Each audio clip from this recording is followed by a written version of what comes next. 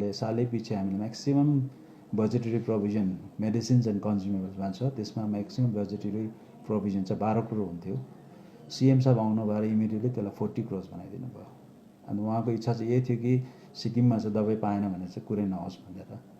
अब हामीले त्यो हुँदाखेरि अब यहाँ अब सामानहरू सबै अब हाम्रो यहाँ अलिकति कोही बेला ल्याप्सेस के हुन्छ भने दबाई टाइममा नपाउनु कारण चाहिँ सप्लायर्सहरूले कोही बेला टाइममा ल्याउन सक्दैन, कोही बेला केही प्रब्लम भएर उहाँहरूको के भएर त्यो भएर हुनसक्छ। फेरि अर्को कुरा कति दबाई हामी ल्याएको बित्ति इमिडिएटली युज गर्न सक्दैन।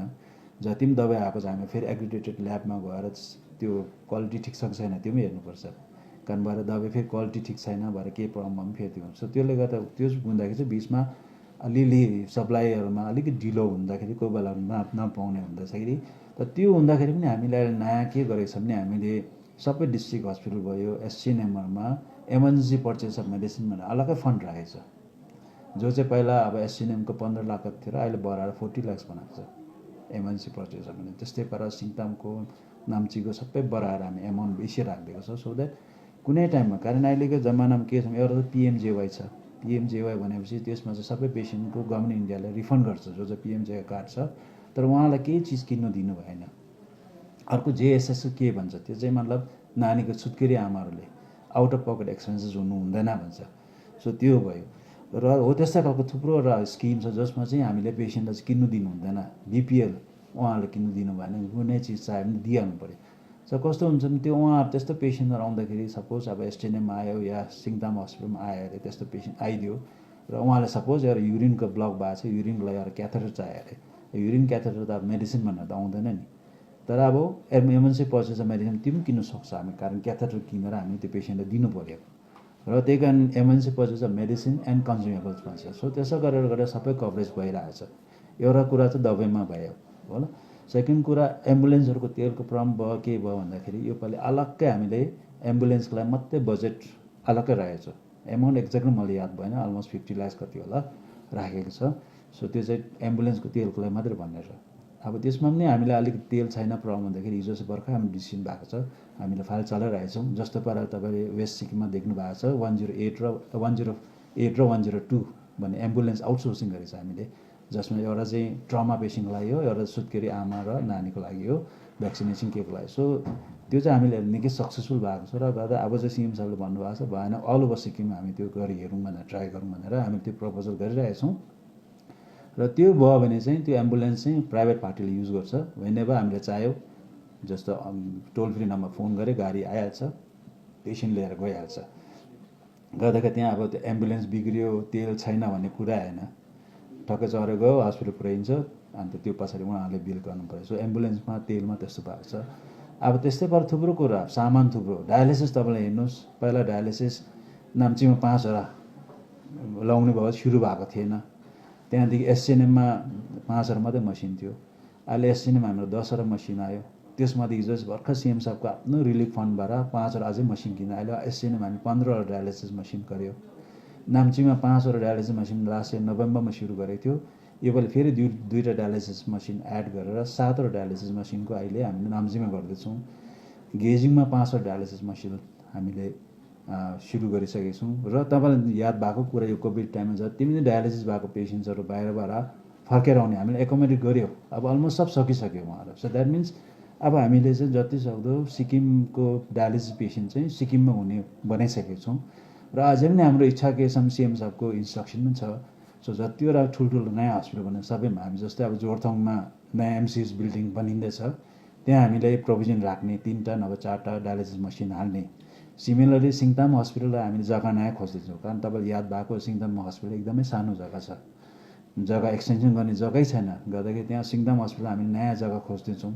अस्ति हाम्रो यहाँ हेल्थको एडभाइजर नयाँ मिस्टर केबी गुरुङ आउनु भएर उहाँ र हाम्रो इन्जिनियरिङ टिमहरू सबै गएर जहाँ चाहिँ हामीले अस्ति जियोलोजी माइन्स एन्ड जियोलोजी गरेर बिल्डिङ थियो पर वाइवा फ्याक्ट्रीको छेउमा, त्यो एरियाहरूमा नि सबै हेरेर फिजिबल जग्गा रहेछ भने भएन एससिएनएम सिङताम हस्पिटल त्यहाँ बनाउनु भने त्यो पनि प्रपोजल भइरहेछ। सोरेङ हस्पिटलको सिएचसी बनाउने पहिला इनोग्रेसन भएर सब भएको थियो, तर सोरेङ हस्पिटल चाहिँ कस्तो थियो फरेस्टको ल्यान्डको छेउमा थियो, फर्दर एक्सटेन्सन गर्ने जग्गा थिएन। र यो सरकार आउनु भएर हाम्रो पिके प्रधान एक्स चिफ सेक्रेटरीसँग सल्लाह गरेर हाम्रो एक्स चिफ सेक्रेटरी पिके प्रधानज्यूले अलमोस्ट 8 एकर्स जमिन डोनेसन दिएको छ। डोनेसन हाम्रो रेजिस्ट्रेसन सब भइसकेको छ। अब हामी नयाँ सोरेङको हस्पिटल हामी त्यो ठाउँमा बनाउँ, जुन चाहिँ जग्गा चाहिँ घमाइलो जग्गा बजारको छेउमा राम्रो जग्गामा पाएको छ। हामी त्यहाँ सिङ्निङ भन्ने जग्गा होला सायद, नाम चाहिँ म साह्रै स्योर भएन। म आजसी गोरामा हामी आफै गएर हेरेर हामीले हेरेर सब गरिसकेर आएको छौँ, रेजिस्ट्रेसन सब भइसकेको छ। सो सोरेङ हस्पिटल सिएचसी कन्फर्म भइसकेको छ। सोरेङ हस्पिटल हामी त्यहाँ बनाउनेवाला छौँ। सिमिलरली अब सोरेङ हस्पिटलमा पनि डायलिसिस मसिन हाल्नेवाला छौँ हामी 5वटा जस्तो। सो जति सक्दो हामीले चाहिँ सोचेछौँ डायलिसिस पेसेन्टहरू चाहिँ बाहिर जानु नपरोस्, कारण डायलिसिस भन्ने एउटा चिज यस्तो हो, आजको दिनमा मलाई डायलिसिस चाहिहाल्यो भने कि त मेरो किडनी ट्रान्सप्लान्ट हुनु पऱ्यो कि त म बित्नु पऱ्यो, त्यहाँदेखि मात्रै डायलिसिस चाहिएन नि त, नभए त त्यो मान्छेलाई त लाइफ लङ डायलिसिस गरिबस्नु पऱ्यो। सो त्यसले गर्दाखेरि नम्बर अफ पेसेन्ट घट्ने त सवाल आएन, नम्बर अफ पेसेन्ट बढ्दै जान्छौँ।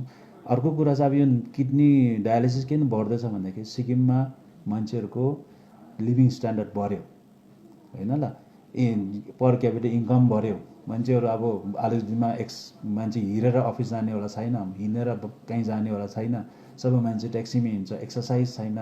त्यसले गर्दा अब हाम्रोमा एनसिडी बिमारी बेसी हुन थाल्यो। एनसिडी मिन्स नन कम्युनिकेबल डिजिज। पहिला तपाईँले सुन्नुभएको टिबीले मान्छे खस्यो भनेर हुन्थ्यो होइन ल, अहिले जमाना त त्यो सुन्दैन, स्ट्रोक भएर खस्यो अरे, डायबिटिस भएर किडनी फेल भएर खस्यो अरे। सो यो सबैमा प्रेसर हाई होस्, डायबिटिस होस्, जे होस्, यसमा चाहिँ लास्टमा चाहिँ गएर किडनी नै फेल हुन्छ। सो गर्दाखेरि विथ दिस, सो हामीलाई हेर्दा रिक्वायरमेन्ट चाहिँ किडनीको अझै बेसी भएर डायलिसिसमा पुरा स्ट्रेस दिनुभएको छौँ। हामी कोसिस गर्दछौँ डायलिसिस मसिन बढाउने र सेन्टर पनि बढाउने। र अर्को कुरा म्यान पावरको कुरा हेर्नुभयो भने तपाईँको थुप्रो म्यान पावर हालिसकेको छौँ हामीले। डक्टर्सहरू पुरा हाल्यो, स्पेसियलिस्ट 47 जना हाल्यो, नर्सेस पछाडि यो सरकार हामी 264 जना नर्सेस हाल्यो, त्यहाँदेखि माथि एडकमा पनि अझै पुरा हालिँदैछ।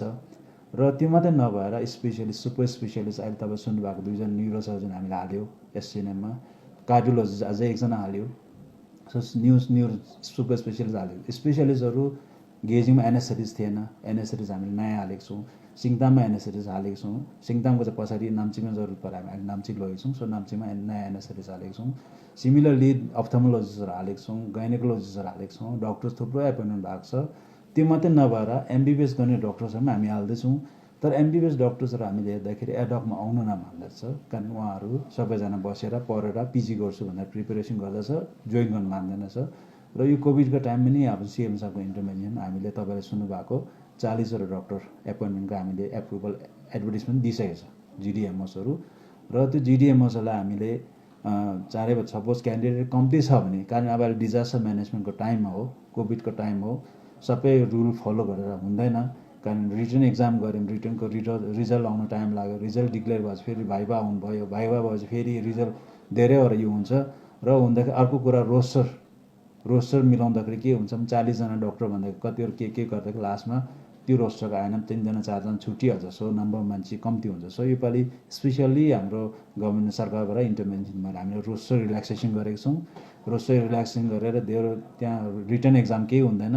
रिटर्न एक्जाम नभइकन सपोज क्यान्डिडेट चाहिँ 40 जना नै छ या 40 को 42 जना मात्रै छ भने सिधा हामी इन्टरभ्यू गरेर सिधा हालिदिने, सो द्याट इमिडिएटली मान्छे हाल्नु सकौँ भनेर हामी त्यो गरिरहेका छौँ। र अहिले तपाईँले एसपिएससीमा जानुभयो भने उहाँहरूको बोर्ड नम्बर 1 प्रायोरिटी चाहिँ डक्टरको एपोइन्टमेन्ट छ 40 जना। सो हामी इमिडिएटली 40 जना जिडिएमएस डक्टर हाल्नेवाला छौँ। एडकमा त पुरै हाल्दैछ, जतिजना हामी हाल्दैछौँ। माइक्रोबायोलोजिस्टहरू तपाईँले हेर्नुभएको कतिजना हामीले हाल्यो। कोभिडको टाइममा तपाईँले हेर्नुहुन्छ हामीले viral lab within 40 days finish गरेर देखायो। 40 दिनभित्र हामीले भाइरल ल्याब सुरु गरेर पनि लकडाउनको टाइममा सुरु गरेर पनि फङ्सनल हामीले 40 डेजमा गरेको छौँ। सिमिलर तपाईँले याद भएको अक्सिजन प्लान्ट भन्ने सबै हस्पिटलको जरुरी हो। एससिएनएम 1000 बेडेड हस्पिटलमा अक्सिजन प्लान्ट थिएन, तर अब यो कोभिडको टाइममा अक्सिजन जरुरी छ भनेर हामीले त्यहाँ अक्सिजन प्लान्ट पनि लगाइसकेको छौँ। ल फर्दर हामीले यो गर्दैछौँ कि सबै 4वटा डिस्ट्रिक्ट हस्पिटलमा पनि अक्सिजन प्लान्ट लगाउने। कारण सिक्किममा के छ भने मनसुनको टाइम बाटो बन्द भयो भने सिलगढी अक्सिजन लिएर आउनु पनि प्रब्लम हुँदैछ, हामीले धेरै प्रब्लम हुन्थ्यो। त्यसले गर्दा अक्सिजन प्लान्ट पनि हामी लगाइसकेको छौँ। अब त्यस्तै पाराले हामीले म्यान पावर हाल्यो, टेस्ट गऱ्यो, माइक्रोबायोलोजिस्टहरू थुप्रोजना हाल्यो काममा। सो भइरहेछ। जहाँसम्म मैले हेर्दाखेरि हेल्थ डिपार्टमेन्ट आई थिङ्क हामी त 4-5 सालमा हुने काम हामीले यो विदिन 1 इयर 1.5 वर्षमा हामीले गरी देखाए जस्तो लाग्छ हामी। र गर्दाखेरि हामी अलिकति अब सरकारपट्टि म एकदम धन्यवाद पनि छु यसमा। उहाँले हाम्रो एकदमै अब सबै कुरा सिरियस लिनुभयो। अर्को कुरा चाहिँ अब कोभिडले गर्दाखेरि पनि हो, अब कोभिड अब भयो इट्स एन इमर्जेन्सी हो, सबैलाई चाहिरहेको चिज।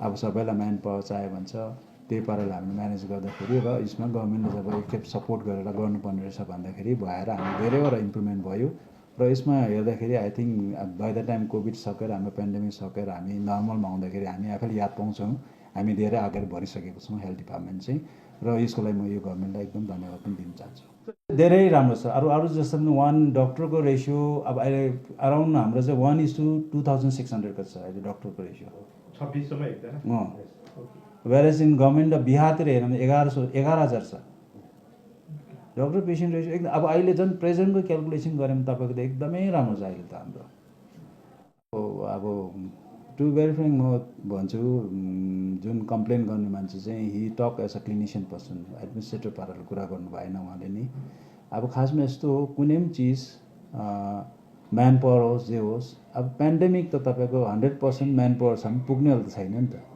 पेन्डेमिक हो नि त तपाईँ जति नै मान्छे बेसी होस् पेन्डेमिक भन्ने त मान्छे त पुग्नेवाला छैन त्यसमा अब हाम्रो हेल्थ वर्कर्स जस्तो 140 कतिजना अहिलेसम्म पोजिटिभ भइसकेको छ सो गर्दा यो त साह्रो त कहीँ न कहीँ पर्ने नै हो नि तर एउटा कुरा हाम्रोबाट यस्तो छ गभर्मेन्ट इन्डियाले भनेको छ normal vaccination routine work of hospital should not be hampered होइन ल जुन चाहिँ डिस्ट्रिक्टमा प्रोग्राम भइरहेको डिस्ट्रिक्टमा ट्रिटमेन्ट भइरहेको त्यो त हामी ह्याम्पर गर्नु भएन नि त सो अब आजको दिनमा कुनै आएर मलाई झट्टै लो एउटा एनएसएस चाहियो भनेर चाहिँ झट्टै त्यहाँ सबै कुरा बन्द गरेर यता त दिनु सकेन नि भोलिको दिन त त्यहाँ केही भयो भने फेरि को जिम्मेवार हुने सो तर जति सक्दो हामीले फेज वाइजमा हामीले सबै गरेको हामीले नर्सिङ 78जना नर्सिङ स्टाफहरू तानेर एसटिएनएममा हालेको थियौँ अब उहाँले भने जुन चाहिँ 40वटा डक्टर एपोइन्टमेन्ट भयो त्यो झट्टै हाल्नु अब त्यो सिस्टम त छ नि गभर्मेन्टमा चल्नु त पऱ्यो नि रुल त्यो एउटा रुल चलेर गएर एप्रुभल भयो अब यत्रो एप्रुभ भयो अब विदिन नो टाइम एपोइन्टमेन्ट त भइहाल्छ नि होइन तर अब त्यो भयो अब अलिकति उहाँ पनि फ्रस्ट्रेसन भयो होला हेर्दाखेरि त खासमा त्यस्तो केही छैन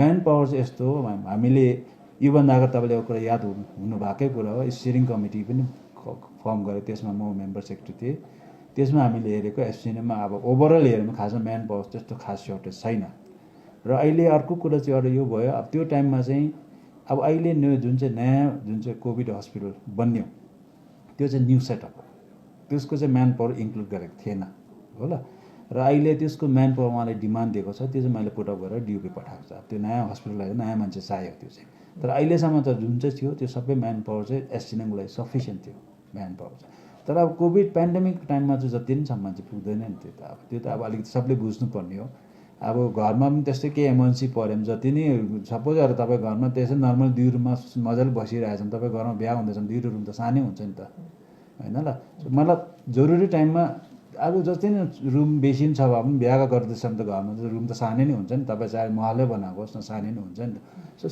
सेम हो जति नै तपाईँको एसटिएनएम त्यत्रो ठुलो भयो त्यत्रो भित्र म्यान पावर छ र पनि अब कोभिड पेन्डेमिक आएपछि त्यो सिचुएसन त नर्मल सिचुएसन होइन नि त यो त सबले बुझेर यो म्यानेज गर्नुपर्ने कुरा हो नि त म्यानेजमेन्ट इज इम्पोर्टेन्ट नि म्यानेज गर्नुपर्ने कुरा अब त्यहाँ कति कुरा अब सबैजना अब तपाईँलाई बुझेको कुरा हामी डक्टर छ सबैजना अलिकति वेयर आउट पनि भइसक्यो सबजना थाकी पनि सकेको छ होइन अब कतिजना फ्रस्ट्रेटेड पनि भइसकेको छ अब काम बेसी भएर अब बुझेको कुरा हामी पनि बुझ्छौँ अब सबैलाई प्रब्लम भइरहेछ हामी यहाँ एडमिनिस्ट्रेसनदेखिलाई क्लिनिसियनदेखिलाई सबैले नि अब एक्स्ट्रा बर्डन छ नि तर अब यो त अब हामी हेल्थ डिपार्टमेन्ट नगरेर पनि अरू कसले गर्ने हामीले अरू डिपार्टमेन्ट गरिदियो भनेर त पर्खिनु भएन नि त यो हेल्थ सिचुएसन हो सो हामी हेल्थ डिपार्टमेन्ट नै म्यानेज गर्नु पऱ्यो नि सबैजना मिलेर गर्नु पऱ्यो सो सबैजना एउटा अर्कोलाई सपोर्ट गरेर गर्नुपर्ने हो त्यो चाहिँ अलिकति त्यो टाइममा भयो अलिकति त्यो चाहिँ अनफर्चुनेट हो तर मैले हेर्दा डिले त कहीँ पनि भएको छैन